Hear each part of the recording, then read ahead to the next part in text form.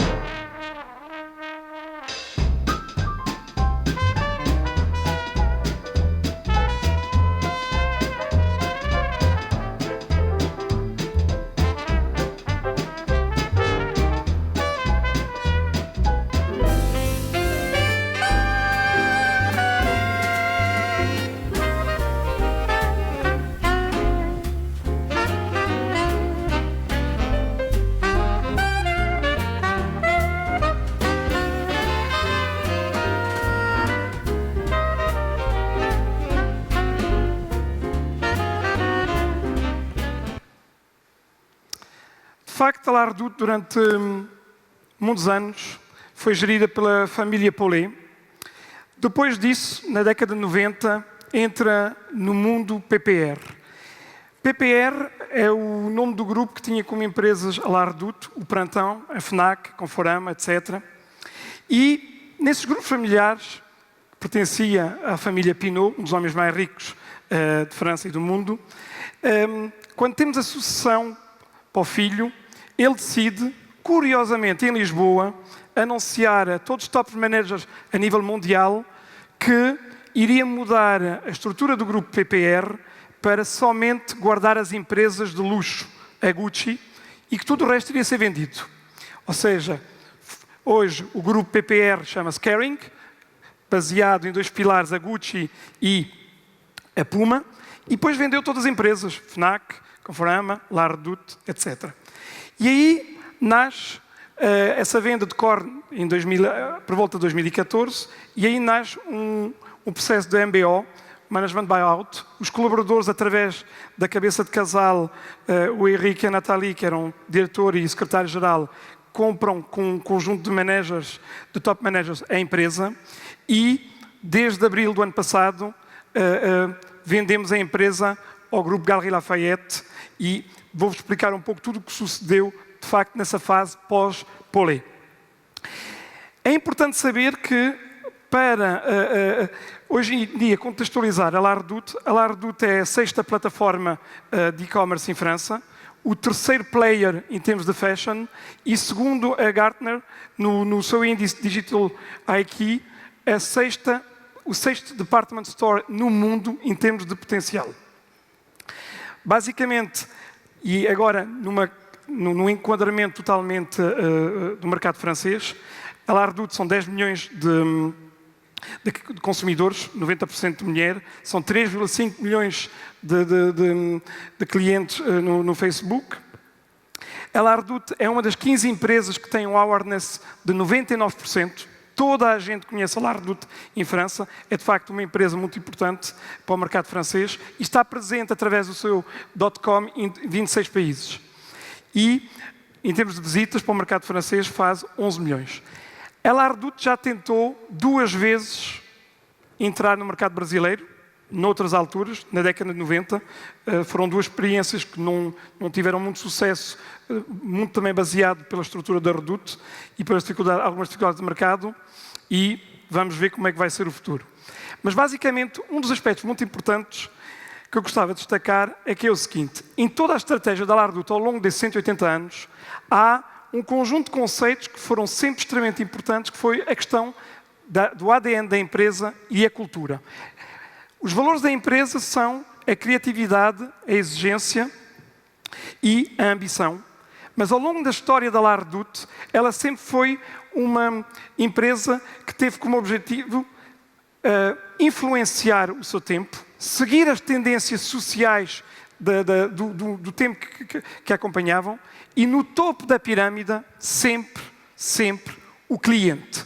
O cliente é a pessoa mais importante que temos e, de facto, em toda essa estrutura e transformação digital que fizemos, esta pirâmide foi utilizada e já vão perceber porquê.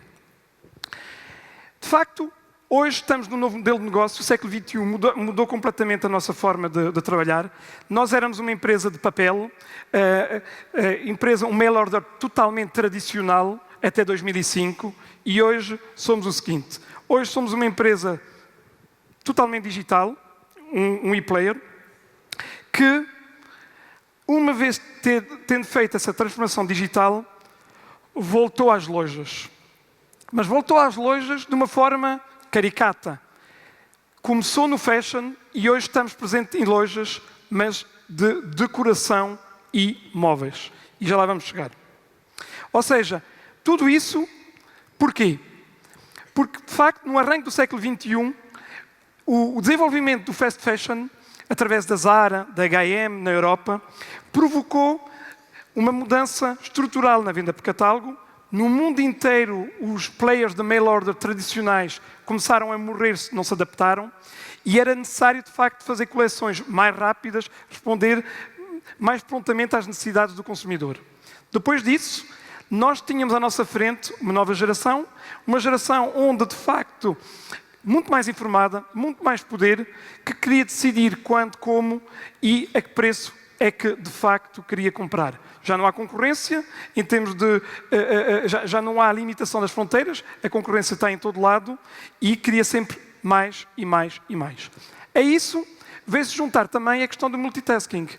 De facto, a internet começa um forte crescimento logo no arranque do século XXI, e o multitasking leva a que sejamos continuamente abordados por diversos canais, sendo eles os tradicionais, a televisão, rádio, para canais que nós não tínhamos por hábito de ter tanta presença, como a internet, através, nomeadamente, das redes sociais, que vieram a alterar completamente as variáveis.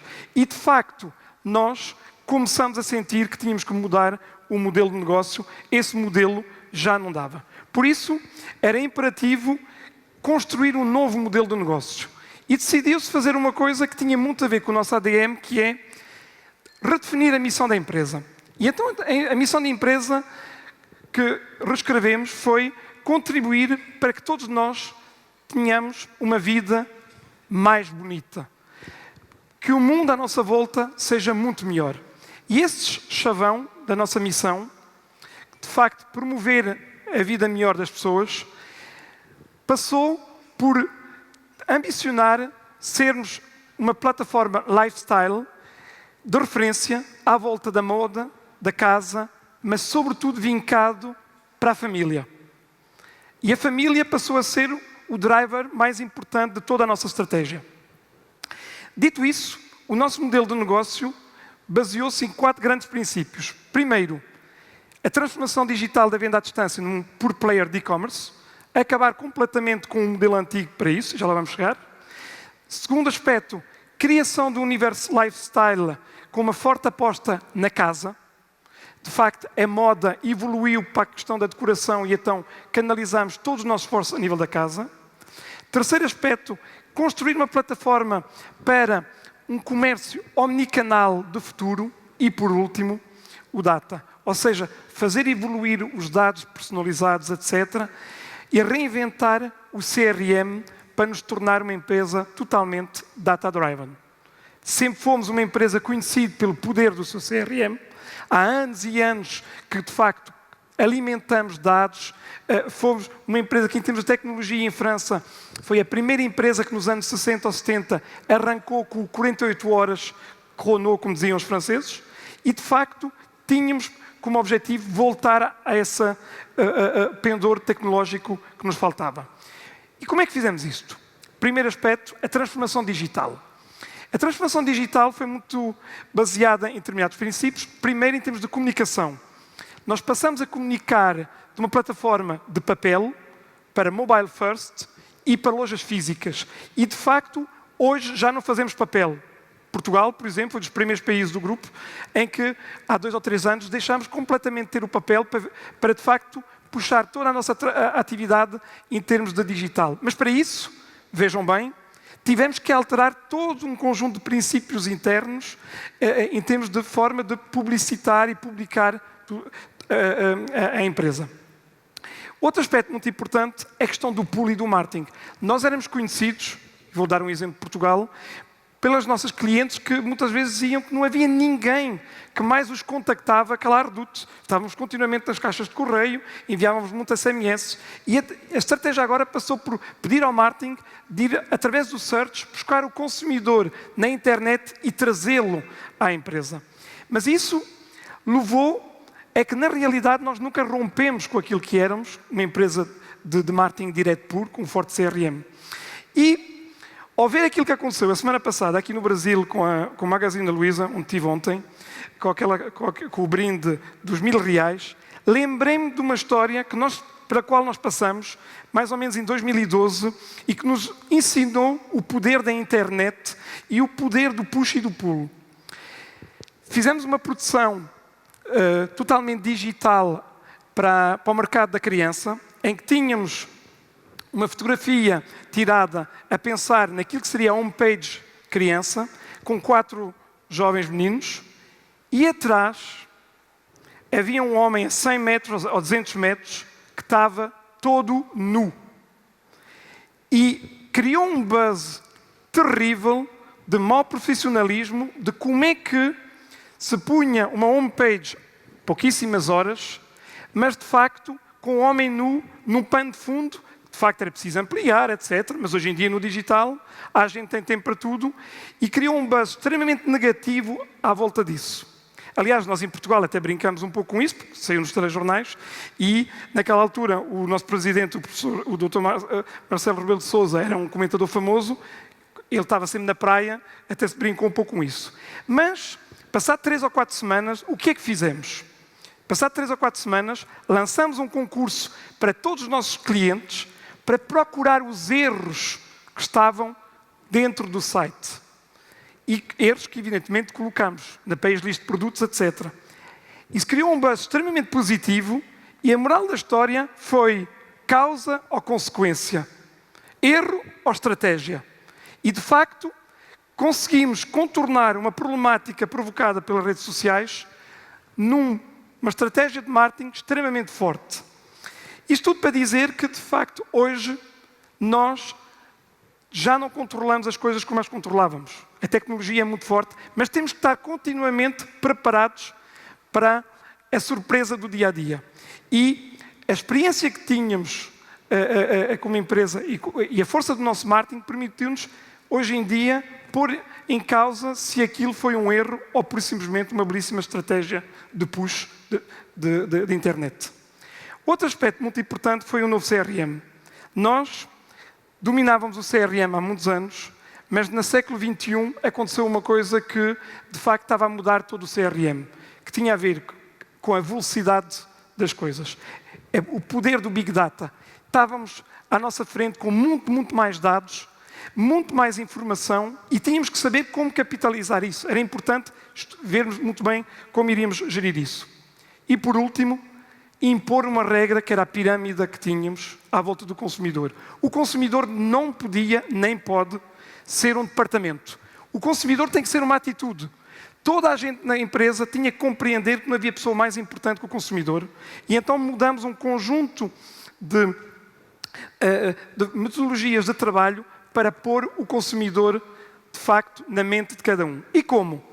Através de uma medição contínua de tudo o que fazíamos, através de técnicas que vocês conhecem, nomeadamente de Net Promoter Scores, em que tudo o que se fez na empresa a partir de 2008, 2009, passou a ser monitorizado com o NPS, procurando sempre a satisfação, um conjunto de simplificações à volta de todos os processos operacionais, a nível do Customer Experience, para sempre ser avaliada. O consumidor passou a dirigir completamente a empresa e nós demos o poder total ao cliente dentro da empresa. Por isso, a criação do universo lifestyle, que era o segundo ponto da nossa estratégia, passou muito por uma forte aposta na coleção da casa. E porquê? Porque, de facto, todos os estudos que nós tínhamos indicavam que onde nós continuávamos a ter uma certa competitividade em relação ao mercado era nesse setor, enquanto que no fashion a concorrência na Europa de um conjunto de players levava a que tivéssemos algumas dificuldades. É importante também saber que 80% das nossas coleções moda e casa são desenhadas pelos nossos criadores. Mas nós continuamos a colaborar com os jovens criadores porque a La Redoute, na década de 80 e 90, foi uma das primeiras empresas a ter, de facto, acordos com criadores famosos. Nós democratizamos muito a moda nessa altura, através, nomeadamente, do smoking do Yves Saint Laurent, que nós vendemos dentro do catálogo. E, de facto, a La Redoute, ao longo da sua história, tentou sempre ser uma empresa que acompanhava a mudança social, e, nomeadamente, a mudança e o papel da mulher. A La Redoute foi a primeira empresa na Europa que permitiu que as mulheres pagassem sem autorização dos maridos. Não havia problema nenhum. De facto, sempre foi uma empresa que apoiou, que não criou diferenciação nos géneros. Não há cores, não há géneros. O cliente é importante. Nós temos 90% de clientes que são mulheres. Temos que pensar nas mulheres. E tudo isso levou a que, de facto, essa lógica do lifestyle foi depois enriquecida com distribuidores de marcas externas, distribuidores esses, através, nomeadamente, de uma técnica mais recente, como a Marketplace, mas há outras técnicas que foram utilizadas, para, de facto, corresponder àquilo que era a estratégia que nós pretendíamos. E porquê? Porque dentro do nosso universo, nós tínhamos que responder às nossas duas tipos de clientes. A Ana, que era a cliente que já tínhamos há 50 anos, essa cliente Ana, que nós seguíamos no CRM e que, quando nós tínhamos reuniões de marketing com a Cecília e que nos dizia, La Redoute, sim, a minha mãe, de facto, tinha o catálogo lá em casa. Mas nós não podíamos abandonar a Ana, para nos preocupar somente com a Cecília. Aliás, aconteceu uma coisa muito curiosa em Portugal, é que quando fizemos uma estratégia mais ou menos semelhante, nós estávamos à espera de conquistar muitos novos clientes. Estávamos com uma atitude muito mais moderna, etc. E não foi o que sucedeu. A digitalização que iniciámos em Portugal levou a que muito cliente da Lardute, o seu primeiro contacto com o e-commerce foi feito através da Lardute. As mulheres começaram primeiro a encomendar através da Lardute porque sabiam que a Lardute era uma empresa onde qualquer dúvida que houvesse, devolução, problema, ninguém iria perguntar o que quer que seja, a cliente iria ser reembolsada porque a satisfação cliente é o padrão de todas as nossas decisões. E por isso, o CRM permitiu que se criasse coleções para a Ana e para a Cecília, através do gosto, através dos valores, através de um conjunto de estatísticas que nós tínhamos e que nos permitiram, a partir daí, ver para onde é que tínhamos que ir. Isso permitiu criar também à volta da moda da casa 3 padrões em termos de coleção que nos estão nesse preciso momento a acompanhar e que levaram à construção da nossa coleção, de toda a coleção de casa e que tem tido tanto sucesso. Por isso, quando nós fizemos essa estratégia, tivemos sempre em consideração tudo o que a Ana e a Cecília, a nossa cliente mais comum do passado, com a cliente do futuro avaliada através de redes sociais, através de um conjunto de dados de data, de tendências, que conseguimos cruzar para, de facto, criar o nosso universo lifestyle. Mas, se para muita gente podem pensar, para uma empresa de mail order é fácil fazer uma transformação digital, na realidade o que nós quisemos fazer foi criar uma nova experiência de compra. Uma nova experiência de compra que tinha, na realidade, como coluna vertebral, aquilo que nós chamamos a plataforma, que é a ligação entre o online e o offline. E hoje estamos a acrescentar corners físicos desde que passamos a pertencer ao grupo Galeries Lafayette.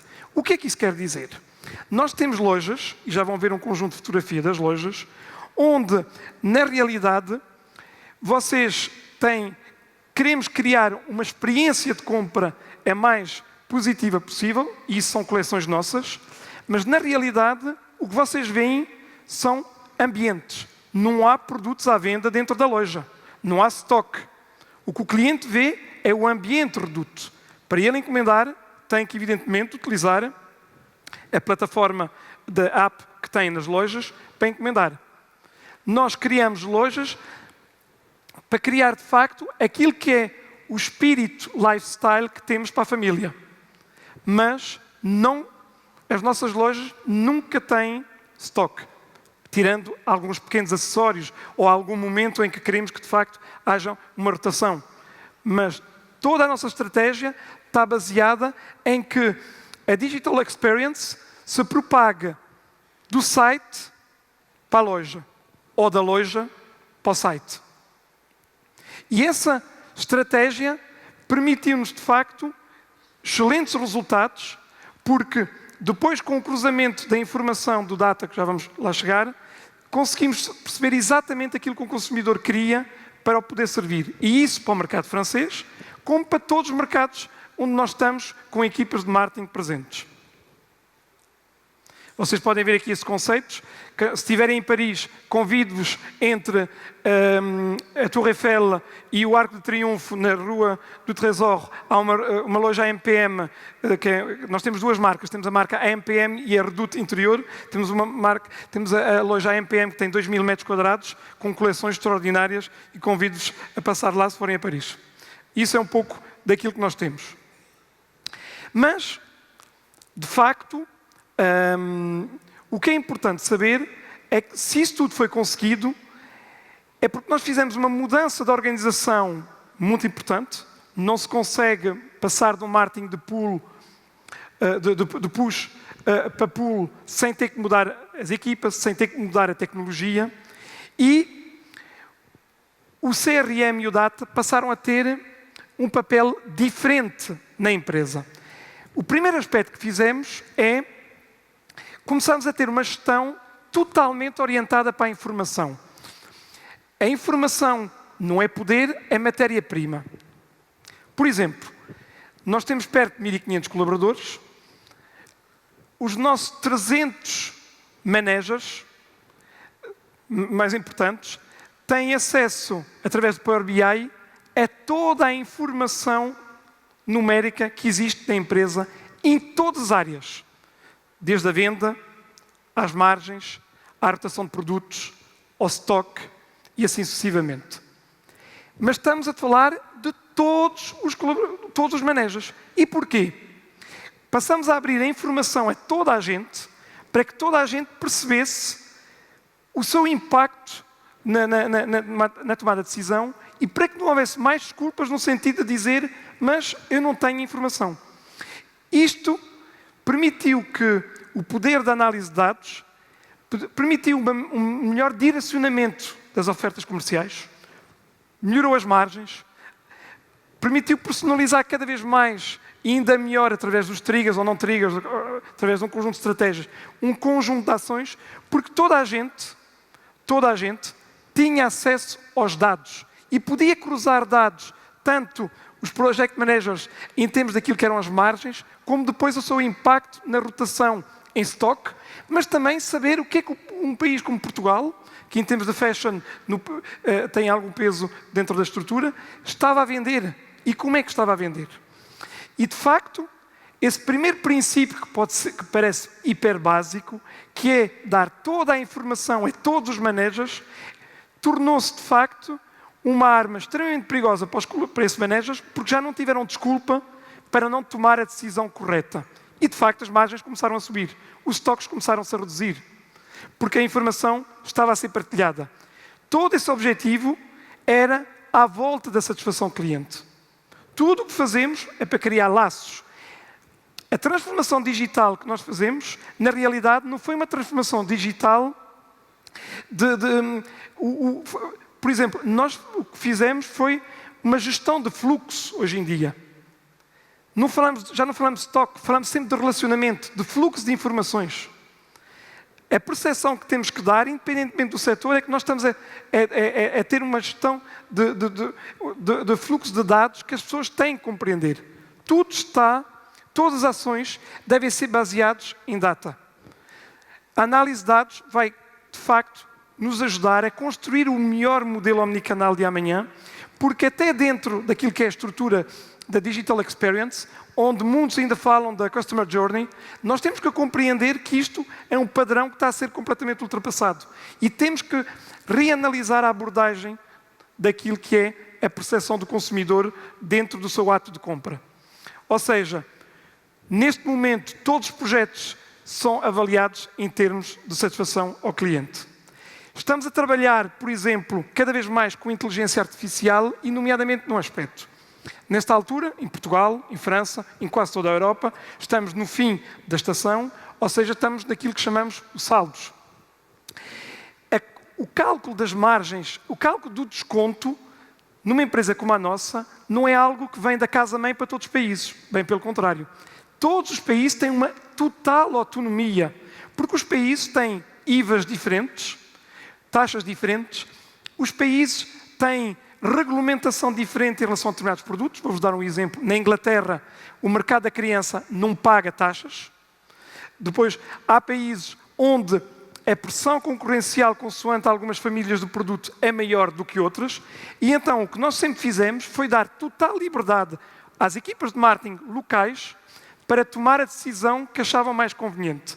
Neste momento, estamos a preparar ferramentas de inteligência artificial para saberem que desconto dar ao cliente, tendo milhares de artigos nas nossas page lists e os project managers, os responsáveis do produto, tendo o poder de dar um desconto de 10, de 20 ou de 30, consoante os objetivos que eles têm. Estamos, neste momento, a trabalhar em softwares para que a inteligência artificial permita orientar melhor na tomada de decisão do desconto. O que é que eu quero dizer? Num primeiro step, nós estivemos a avaliar dados, num segundo step, a inteligência artificial vai propagar os dados e o nosso papel vai continuar a evoluir. Nós já não vamos fazer, nós vamos decidir se aquilo que nos propõe a fazer é o mais correto ou não para o nosso cliente. E essa etapa, basicamente, ocorre em 3 steps. Inicialmente, os dados eram para alguns. Num segundo step, passaram a ser para todos. Mas numa terceira etapa, os dados vão propagar dados, potencialmente, para saber como é que vai ser a tendência de vendas, em que os nossos marketeers só vão ter que tomar a decisão se aceitam ou não os dados.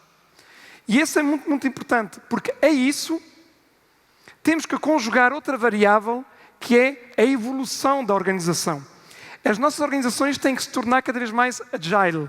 E quando falamos de agile, na realidade, não é só um termo na moda.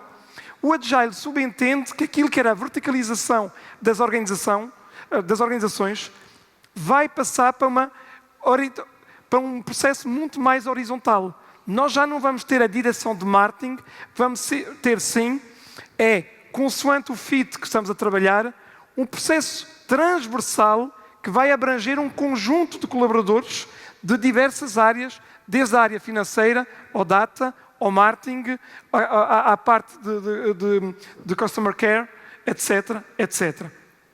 E essa revolução só é execuível quando o data nos colocar os dados potencialmente para o futuro. E a partir daí, sim, conseguiremos trabalhar.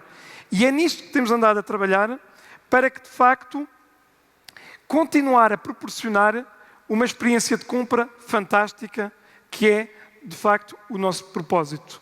Por isso, passou-se de um modelo em que, durante anos e anos, armazenamos dados, com a velocidade, decidimos abrir esses dados a toda a comunidade da empresa, todos eles, para poder, de facto, criar objetivos cada vez mais concretos, visto que, em paralelo, estávamos a avaliar, estávamos a tomar decisões baseadas na avaliação dos nossos consumidores.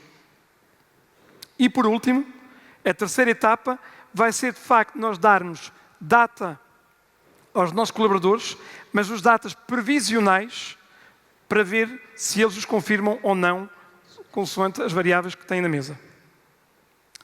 Por isso, nós passamos a ter sempre aquilo que nós chamamos um foco no cliente, que é aquilo que eu estava aqui a explicar, onde mapear, reclamar, planificar, orientar, era aquilo que eu estava a dizer, e ao lado disso, passamos a ter aquilo que é o foco no produto.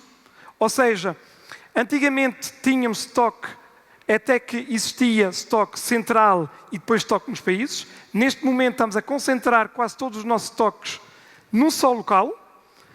Em muitos casos, começamos a ter aquilo que nós chamamos saída de mercadoria diretamente do fornecedor, apostando em tecnologias como Marketplace ou outros, em que nós já não gerimos, já não nos preocupamos com o stock.